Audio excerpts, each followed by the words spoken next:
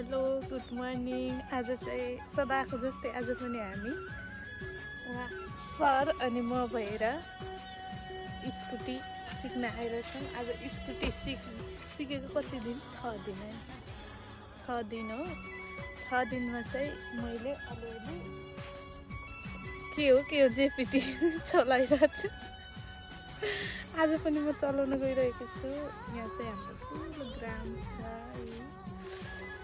पानी ट्याङ्की ठुलो ग्राउन्ड छ, घरदेखि तल त्यही आइरहेछौँ।